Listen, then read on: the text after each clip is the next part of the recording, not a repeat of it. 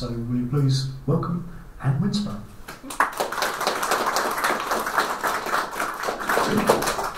Thank you very much. I should just point out there is no information of any importance whatsoever on any of my slides. I just put some there so you don't have to stare at me for 45 minutes, which nobody really wants to do. So, we'll just do a quick recap of what EVP is, in case anyone's not sure. It was first fully described, I say fully because there have been reports before that, as the apparent presence of anomalous voices appearing on magnetic tape recordings.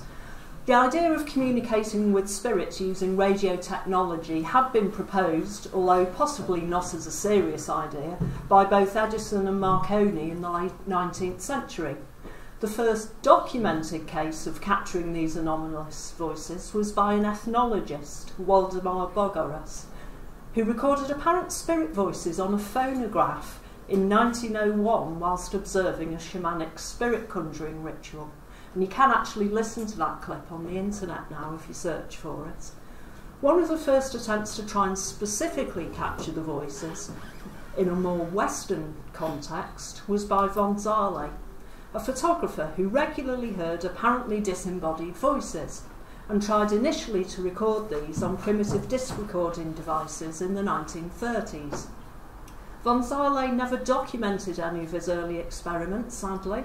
However, he did describe to William Adams Welsh how he managed to capture anomalous voices on a newly purchased wire recording device in 1945. Due to the voices being very faint, he abandoned further experimentation until 1956, when he switched to tape recordings.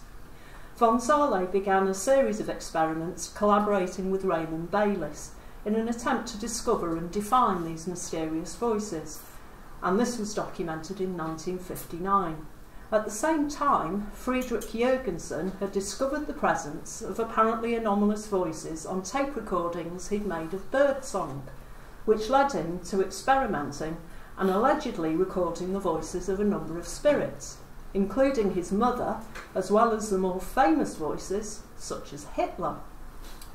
It was Raudive who first popularly described in 1971 a method for recording these EVP voices, which consisted of detuning a radio so that only white noise, and this is noise that consists of every frequency in the audio bandwidth at equal energy levels, and you can only hear this white noise, and then he placed a recording microphone close to it. And through this, questions could be asked of the deceased while a continuous recording was made, and the tape was subsequently played back and any responses from the deceased could be noted. A number of different recording techniques have been described over the years. Raudive himself developed at least 5 different methods of obtaining these voices on tape. So the microphone method, it consists of connecting an ordinary microphone to a tape recorder. Both Raudive and Jürgensen adjusted the speed of the tape to optimally obtain apparent voices. Once the tape is recording, there's a protocol to be followed which involves the lead experimenter stating the date and the names of the people present, and then asking if there are any presences present, and asking questions of them. It's very much in the same way seances are performed. Recordings are kept relatively short, no more than 10 to 15 minutes, due to the length of time required subsequently to analyse the tapes. Voices obtained this way are described as being soft and very quick, and are often masked by the voices of the experimenters. This method has been described by some researchers, such as Peter Bounder, as an unreliable way of capturing these voices. So the radio method is the next one. This imitates the same method used to record a radio programme onto tape by coupling a wireless receiver to the tape recorder, although rather than tuning the radio to a station, the radio is tuned to a point in the medium wave bands between stations where only white noise can be heard. Alexander Schneider describes how some investigators use talk-based radio programmes, preferably lectures with long pauses between groups of words rather than white noise.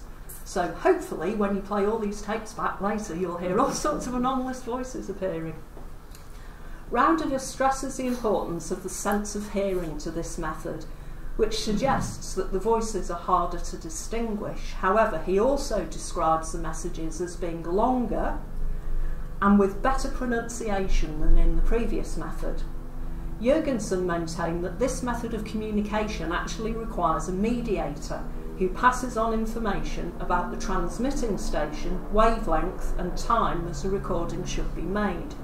To contact the mediator, the radio dial is swept from one side to the other across the stations until a voice is heard saying something appropriate, such as now or start recording. At this point, the recording should commence, even if the radio at this point is tuned to a station. This then necessitates, of course, distinguishing the voices from the radio transmissions, with the attendant problems in misidentification. However, Roundiver discusses how the anomalous voices do have certain characteristics which enable them to be identified. He himself discovered that he didn't need a mediator if he tuned the radio to a point in the medium wave band between the stations so that he could more clearly hear the voices coming through. The radio microphone recording method, well, Roundiver discovered a way of combining both the radio and microphone recordings. So a tape recorder is set to the microphone setting and the microphone is placed close to the radio. The radio is tuned to the white noise, and then the experiment's conducted in exactly the same way as the previous methods. The difference with this method is that when the tape's played back, the voices can be heard to answer the experimenter's questions, as both are being recorded in real time. The frequency transmitter recording, it's also been described as the auto-transmission method. This is one of two methods that Roundiver invented with the physics professor Alex Schneider. A transmitter is coupled to the receiver's aerial box, usually the aerial antenna of a radio, which produces a carrier wave which is free from interference, and this allows slightly clearer recording of voices which are free from other sources of interference. Diode method. This is another method that Roundiver developed in combination with Schneider, and this uses a similar technique to the radio method, but uses a diode which has a similar mechanism of action to the old crystal radio sets, and it requires variation of the aerial length to get the optimum signal. This produces the clearest voices of the techniques, however it is subject to interference by wireless transmitters. This technique seems to be having a bit of a revival at the moment, with multiple sellers on websites and eBay selling their own version of the electronics described by Roundiver. There are multiple schematics also to be found, from the original Roundiver ones through to people creating their own that you can connect to laptops and even to your iPhones. The psychophone was developed by Franz Seidel specifically to obtain anomalous voices. The device incorporates a broadband radio transmitter which generates the carrier waves which are required by the voices, a radio receiver and also a microphone to record the voices. The theory behind the psychophone is that the spirit sending messages can utilise the frequency best suited to them, and it also provides an energy source they can utilise to send their messages. Modern tape and digital recording, there appears to be no consensus regarding the correct approach to obtaining anomalous voices. Some researchers state that the highest quality devices should be used, with high quality multi-directional microphones to remove the possibility of misinterpretation of machine noise. However, other researchers suggest that due to the fact that the voices require some sort of noise to manifest, less expensive equipment may be more beneficial, and the internal microphone within modern digital recorders may be sufficient to obtain the EVP. So the commonality in the majority of the methods, not all, but the majority, is the requirement for some kind of carrier wave, and this is a carrier sound that the voices can manifest over. Roundiver's methods, as we've said, principally use white noises produced by a detuned radio. However, other researchers have reported hearing voices in apparently random sounds, such as waves crashing on the beach, rotating ceiling fans and running water. And you've probably experienced this yourself, hearing a random sound in the background and misinterpreting it as somebody else.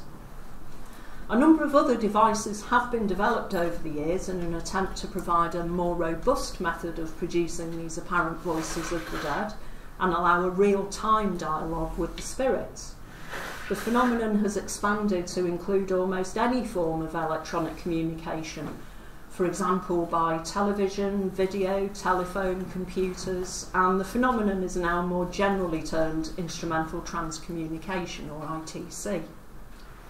In recent years, researchers such as Cardoso have attempted to replicate the recording of anomalous voices on tapes under controlled laboratory conditions, with reportedly successful results.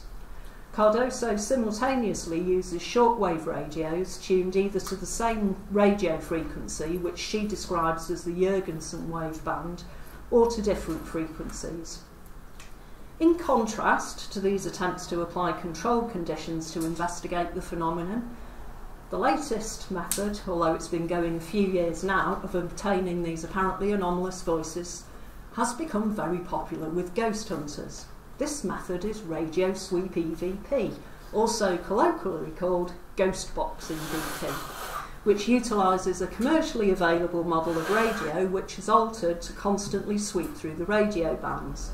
The theory underlying this method of apparent spirit communication is that spirit entities utilise fragments of voices, music and noise picked up as the radio sweeps through the stations, and the spirit assembles these fragments into words, phrases or sentences to communicate with the living. Ghost hunters use these radio sweep devices to apparently communicate with spirits in real time. They can ask questions and receive answers from the spirits straight away, instead of all that boring going home and actually listening to the tapes. This method of producing EVP is dismissed by most EVP researchers as not producing genuine EVP, except in circumstances where the spirit entities use the background noise as a carrier sound rather than manipulating fragments of speech and music to create messages. Also available are a number of software applications such as EVP Maker, and this software enables the user to input an audio clip of normal speech, and the program segments this audio clip into little short segments and plays them back in a random order. The effect is to replicate the effect of the radio sweep device, with short segments of speech sounds being played in a random order that can be used as background noise. Although the author of the software claims to disagree with the radio sweep technique, as it is very difficult to distinguish between segments of speech from the radio broadcast and paranormal messages, these sound files do resemble radio sweep files. The technical difference between the two is due to the differing explanations how they work. EVP Maker files are meant to be used as a background noise, similar to white noise, that EVP voices will manifest over, whereas in radio sweep the spirits manipulate the sound segments themselves to create messages. There have been some other slightly different methods used as well. Alex McRae uses a rather different method than traditional EVP experimenters, using a system he calls the alpha interface system. And this was originally developed to measure electrodermal responses in mediums. He discovered apparent voices when the system was used. So the system involves participants being connected to a psychogalvanometer to monitor the electrodermal activity of the skin. A device was designed that used the voltage from the participants' base electrodermal activity, so what was going basically like a lie detector, and it controlled an oscillator that produced square waves that corresponded to the basic tones produced by human vocal cords. And this was to replicate the basic formants in human speech. A second oscillator was then connected to pick up the electrodermal activity changes and reproduce the effect of the human vocal tract. the frequency changing according to the rapidity of change of the electrodermal activity. Both these feeds were then combined to form an output, and a radio receiver was used to detect the sounds and multiply them to a level that could be heard, and then a tape recorder used to record any resulting output. The resulting speech sounds similar to sine wave speech. Again, you can look on the internet and hear what sound wave speech actually sounds like, but it's speech that's generated to reproduce frequency and amplitude variations are the first three speech forms found in natural human speech. So nothing complicated or any area of error in that method. So what actually is this white noise? Well, as I said previously, it consists of every frequency in the audio bandwidth at equal energy levels. It's perceived by the human ear as a hiss, because each octave contains twice as many discrete frequencies as the one below it, and therefore seems louder. So the lower octaves are masked by the higher ones, thereby causing the perception of a hiss. A standard method of recording EVPs is to play the white noise and ask questions of the spirit world while recording both the white noise and questions on the tape. As we said before, you can potentially hear the voices over the hiss of the white noise. The responses might be quite indistinct, or they may be very clear, and interpretation of the responses can vary dramatically. Even in the absence of questioning and recording, apparent voices and music may be heard in white noise. There's an example from the psychology literature of a woman who hears both music and voices whenever she's in the presence of running water or air conditioning. And she describes hearing music with lyrics, but she can't actually distinguish the words of the lyrics, and she only hears these sounds in the presence of white noise.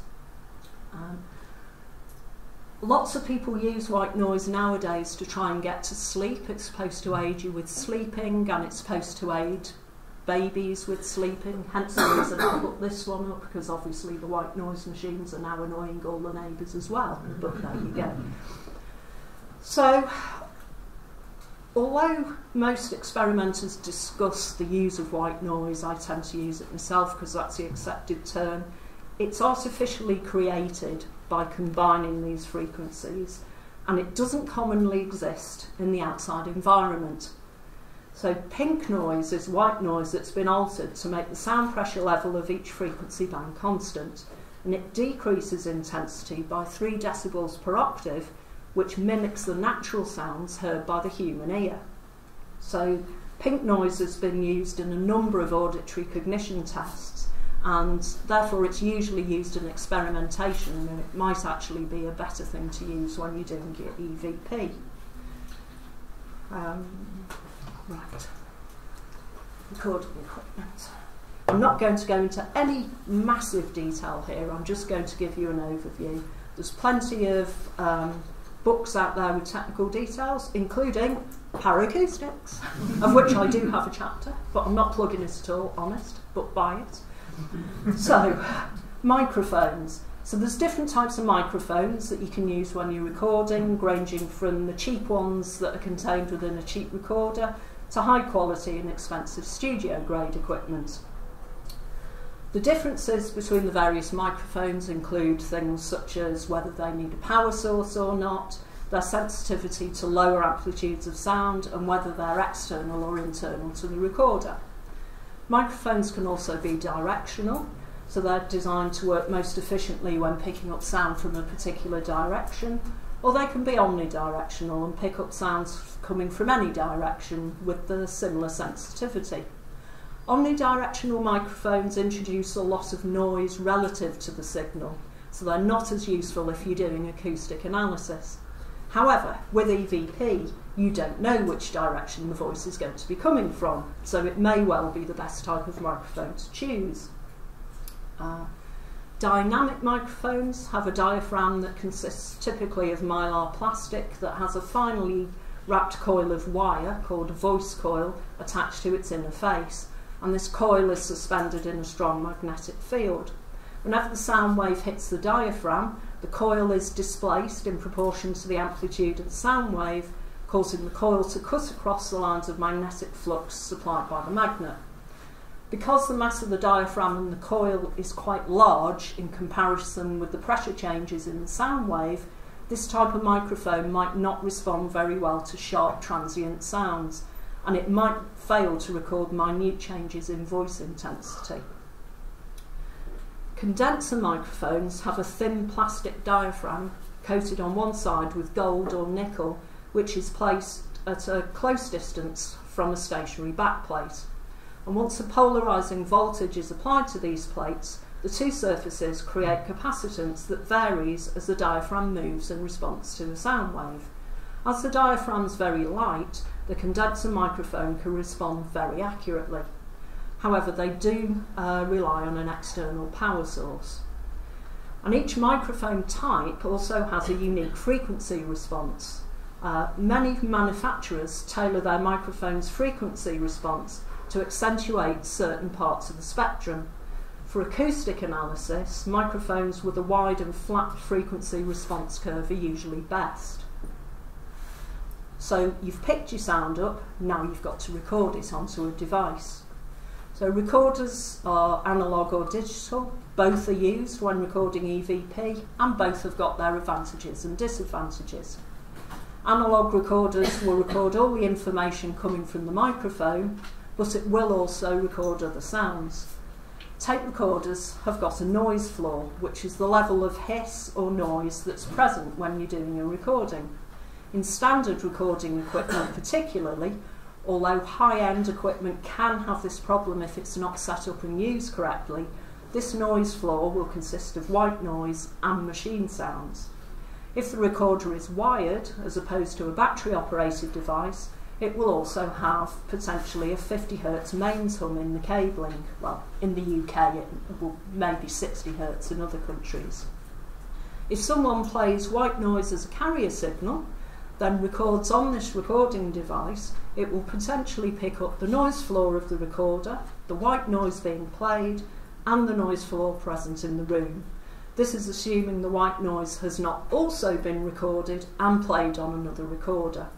All these noise sources will combine to produce a very noisy recording, and additionally there may be a number of harmonics introduced, which all means the EVP tape could have a multitude of anomalous sounds on it, even before we look at the possibility of a paranormal influence.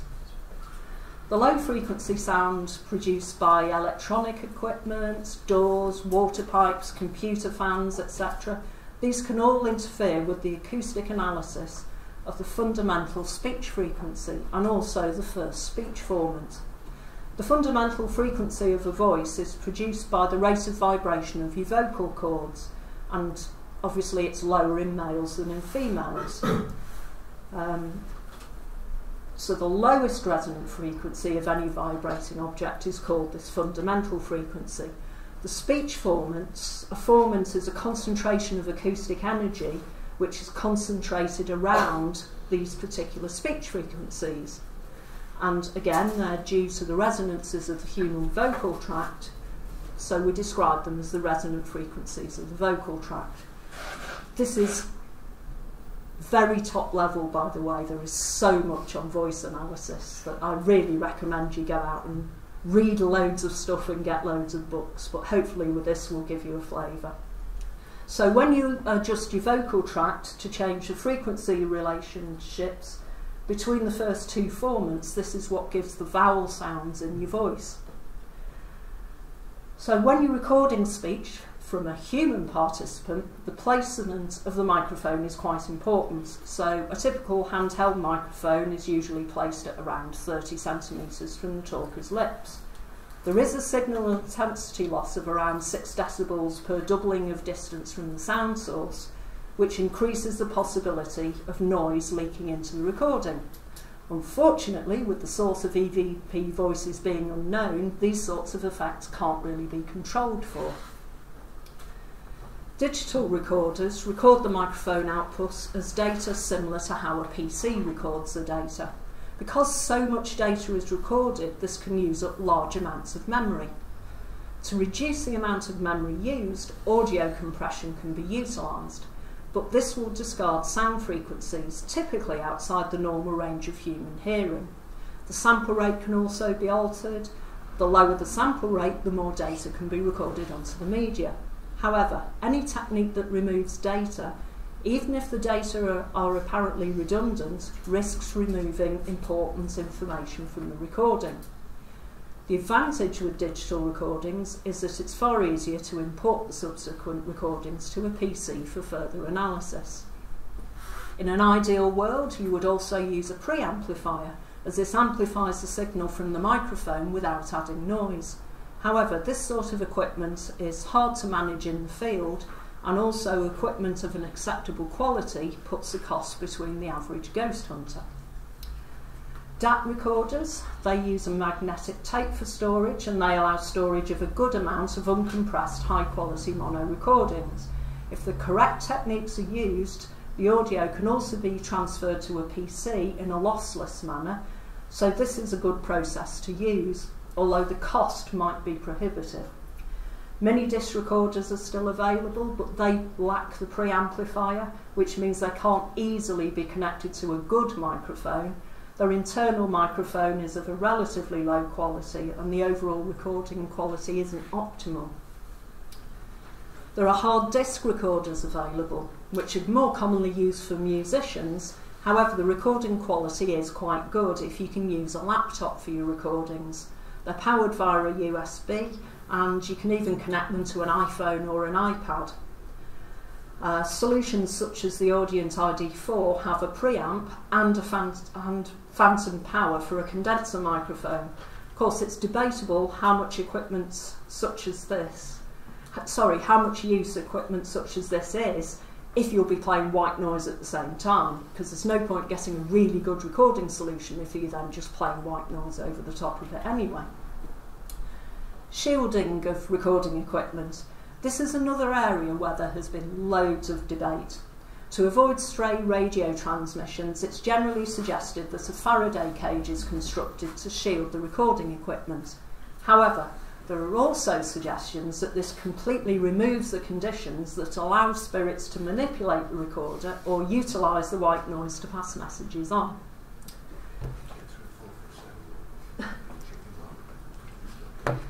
Right, once a recording's been obtained, the researcher usually wants to analyse it. This is usually done on a PC using software such as Audacity. Audacity is the one that everyone uses. Because it's free. Yes. However, it's not the only free piece of software available. You can use things such as Speech Analyzer, which is what this is, which allows acoustic analysis of speech sounds. So Bartek Pichta from Michigan State University also states that PCI multimedia sound cards on home personal computers should not be used for analysing sounds, as they introduce electrostatic noise and distortion. But in reality, that's the equipment that most researchers have got at their disposal. When analysing EVP clips, it can be difficult to filter out low frequency noise without interfering with the actual speech signal. It is easier to filter out high frequency noise than low. Care must be taken to keep the sound clip as natural as possible. A great number of researchers nowadays will play around with files until they manage to create something they think is significant, without realising that they've created the sound by manipulation. For instance, the instructions that one researcher describes include the recommendation to set mid to high range frequencies quite high in amplitude, and they give a range between 2 and 8 kilohertz. However, this is going to hide the lower frequency first speech formant produced by the male voice, which tends to be around 500 hertz. Instructions also suggest altering the playback speed, playing the clip backwards, using effects such as SRS wow, all of which can potentially not only mask any possible voices that have appeared on the clip, but can also alter non-vocal sounds to make them sound more like voices.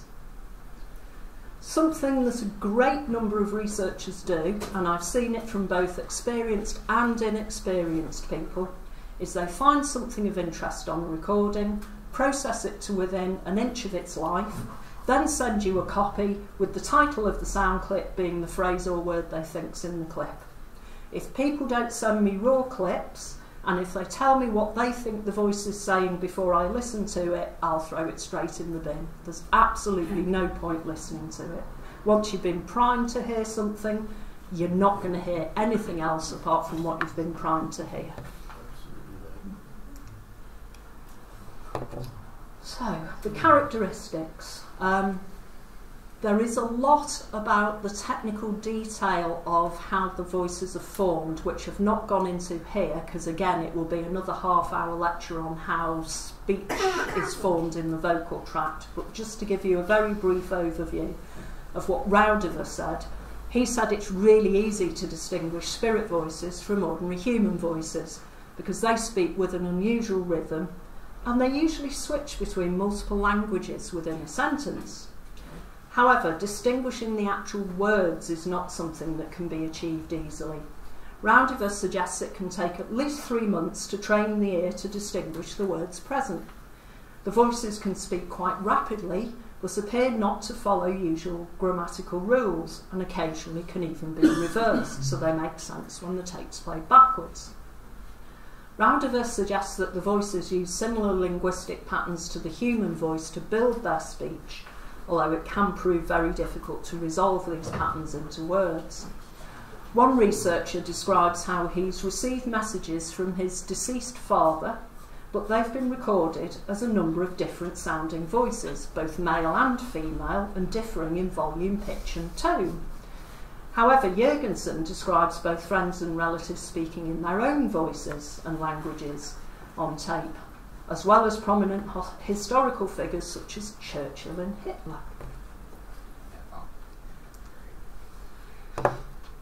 A key component of the listening technique, according to the Raudiver method, was that Raudiver himself would tell the listener in advance what the apparent voice would say. The clip was then played to the participant repeatedly until either the listener agreed with Raudiver's suggestion as to the speech contained in the clip, or alternatively, if the listener disagreed, Raudiver would class them as a poor listener and discard their results. Raudiver initially studied EVP with Jurgensen. However, Jurgensen stated that any voices that were not clear and unambiguous were not worth accepting, as they were open to any interpretation. So Raudiver appears to have developed his listening technique method independently. The researcher Kyle observed that Raudiver was seen to make a number of substantial errors during listening, and that rather than increasing his accuracy, the act of repeated listening was in fact causing him to start to interpret the sounds into the words he was expecting, rather than words resembling the sounds that were actually on tape. As an example, Kyle cites a lengthy passage in German, which was Kyle's native language, which on investigation had been recorded under radio conditions on Easter Sunday, and sounded to Kyle and 8 other native German speakers to be a religious talk. Raudiver had interpreted the passage in 5 different languages and had failed to spot that the entire passage was one continuous piece. However, in common with other critics, Kyle does not use this evidence to completely dismiss the possibility that some of Raudiver's recordings might have had a paranormal origin, rather that it was almost impossible to extract any possible paranormal utterances from the perfectly rational and explainable sounds also recorded, when Raudiver seems so unwilling to accept that any of the recordings could have a rational explanation. So most EVP practitioners stress the importance of training in the technique of listening, stressing that because of the unusual nature of the speech produced during the sessions, you have to train to become an accurate listener. This argument is sometimes used as proof that the voices must be otherworldly, as this much training and effort would not be required to be able to listen to normal human voices. However, accounts provided by trained listeners working at the BBC Listening Post during World War II describe exactly the same difficulties when trying to distinguish German broadcasts accurately. So why do you want to record EVP? This may sound like a strange question, but it's something you should think about before you start recording. Are you looking for ghosts in a haunted building? Are you trying to obtain proof of an afterlife? Do you want to contact a loved one who's passed on? Are you trying to find out what life is like on the other side? It's important to think about what you want to get out of the experience before you rush headlong into it. If you're looking for ghosts in a haunted building, why do you think EVP is an appropriate technique? Have there been other reports from the same building? If there have, are you going to be biased by previous research? If you're looking for proof of an afterlife or trying to find out what the other side is like, do you already have preconceptions about what you want to find? The role of suggestion in EVP is twofold. Firstly, suggestion can be classed alongside expectation when people are listening for EVP voices. Both the expectation and suggestion that apparently paranormal voices may be present on the recording may be enough to cause a paranormal believer to report hearing these voices, even when none are present. It's also been shown that anyone who's told what they should be expecting to hear before listening to sound clips is likely to interpret ambiguous clips in the manner to which they've been prompted. Under seance room conditions, paranormal believers are more suggestible than non-believers, but only when the suggestion is consistent with the existence of paranormal phenomena. This may well mean that ghost hunters will be far more likely to persuade themselves that they've heard a voice, because that's what they're looking for. There have been laboratory auditory tasks where it is shown that the more information you give to a participant before playing them a clip, the more likely they are to report hearing something. So, something else to watch out for. Mediums. Well, currently, thought you'd like that. Currently, the most definitive theory proposed for a mechanism for EVP is the trans-survival hypothesis. This is a model that supposes that after death, a person still exists with their personality and memories, but in a form that requires a third party, an EVP practitioner or observer, to facilitate the formation of words and messages on tape. This is a similar process to other described methods of contacting the deceased, such as mediumship, seances and Ouija boards. It might be supposed that the presence of a medium might be conducive for EVP to occur, as a number of studies appear to take place in the presence of a medium, and indeed require the presence of the medium for the phenomenon to occur. However, most current researchers state that EVPs can be obtained by anyone, and mediumistic or psychic ability isn't a requirement. EVP researchers have recently discussed how the voices they apparently obtain on recordings describe the afterlife with apparent detail and fine description. There appears to be a strict hierarchy in this described world, and spirits who communicate are bound by strict rules about what they're allowed to discuss. However, the descriptions of this afterlife do seem to fit in with the researchers' hopes and beliefs as to how they would want the afterlife to appear, and as such can only be taken with a healthy scepticism. It does seem to be that the more you do any kind of paranormal experimentation, the more the results seem to fit in with your previous beliefs, unless you're very careful. So it has been suggested that the words that make up speech can be broken down into little smaller units called phonemes. It's not universally accepted because you can distinguish words even during speech that's so rapid that it's impossible to distinguish these individual phonemes. It may be that patterns of sound are recognised rather than these individual bits of sound, in which case, if the sound is an ambiguous sound, it may be misinterpreted if it resembles a particular sound pattern. We rarely produce distinct vowels in normal speech. The exact pronunciation varies according to the consonants preceding and following the vowel in speech, which again can cause misinterpretation if a vowel-like sound is heard, depending on the expectation of the listener. When sounds are perceived as being from a single source, a number of criteria must be met for the perception to occur.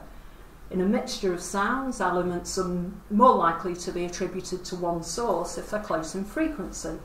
If competing voices have a different fundamental frequency, then the formant frequencies will be more defined to the listener, thereby allowing the listener to separate the two voices. And this might impact on EVP perception if the sounds that are heard are close in frequency, as they might be perceived to be from the same source, even if they're not. For example, there may be almost simultaneous sounds from two different sources recorded on tape, which are then assigned to the same source when playing back the tape, and from this a single sound comprising the two separate ones may be perceived. The direction of sounds is important when distinguishing if they're from a single source or not. However, it can be impossible to tell this unless you do use sophisticated stereo recording equipment. Speech perception is quite robust to distortions in the sound being perceived. It's been demonstrated by numerous experiments. You can filter speech, clip it, change it so it's almost unrecognisable. However, it's still intelligible, even with a lot of the information taken out of it.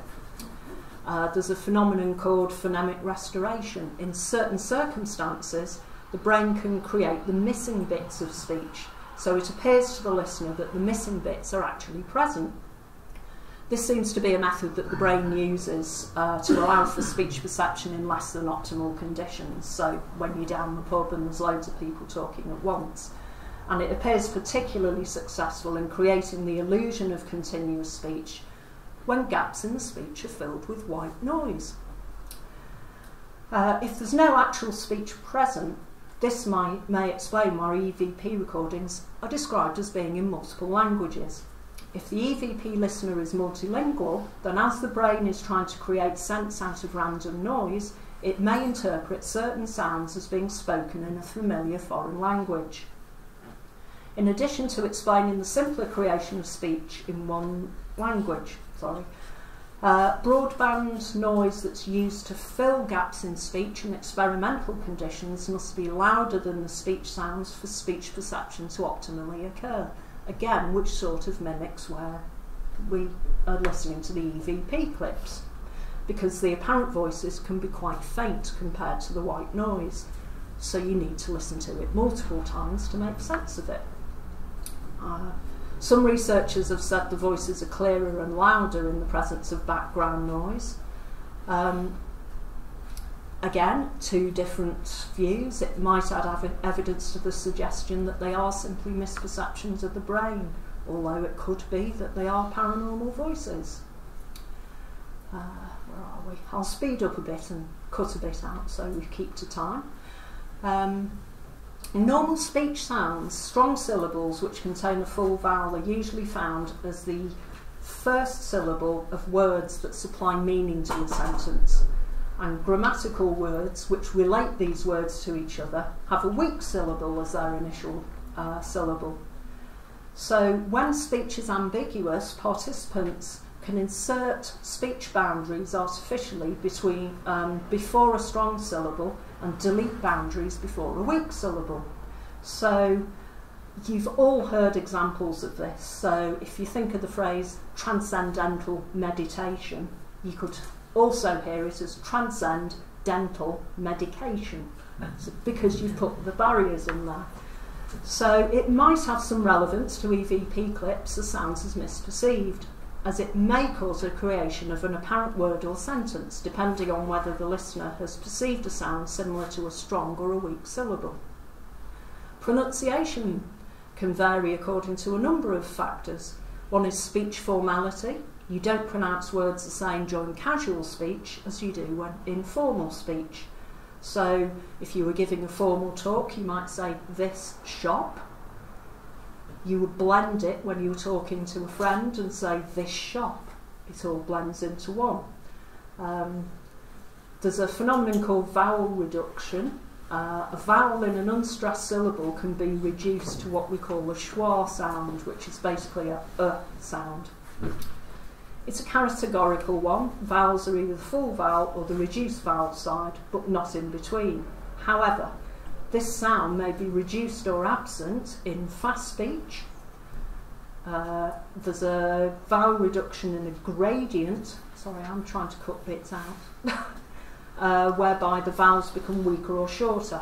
And this varies between languages, which takes us back to EVP listeners interpreting things in different languages. In Spanish, all the reduced vowels still maintain their basic qualities, but in English, they can actually become phonemes in their own right. So this can affect what people are hearing. Languages differ in their expression of a number of linguistic categories. So for multilingual speakers, this is something else that confounds the perception of apparent speech within noise. The listener may perceive the voice as speaking in Spanish, but then hears one of these reduced sounds that's only present in English, so they then switch over into interpreting the sound in English, and then maybe back to Spanish again. Go on to the summary rather than do the next bit. So, it's actually quite difficult to recommend any particular methodology for recording EVPs. What can I say?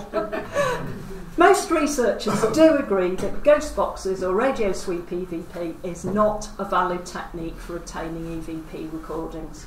However, as to which other equipment is used, it's very much up to the preference of the individual practitioner. From a scientific point of view, it's preferable to use the best equipment that the user can afford under the strictest conditions they can provide. However, this may have the result of removing the conditions required to produce EVP. So the best you can do if you want to try and obtain EVP recordings is to use the same equipment, the same protocols. Choose a day and time you can commit to regularly recording and stick to the schedule as much as you can. If you do start to get results, don't over-process the resulting sound files and be aware of the reasons you're trying to obtain EVPs. Try to approach the analysis with an open mind. Don't try and manipulate the results to fit what you want them to fit, even though this can be difficult because we've all got an unconscious bias. If you get results and want independent verification, don't inform the other person of what you think the voices are saying or what the messages relate to, and don't ignore any results that don't match with yours. And most importantly, if you get any good results, let me know.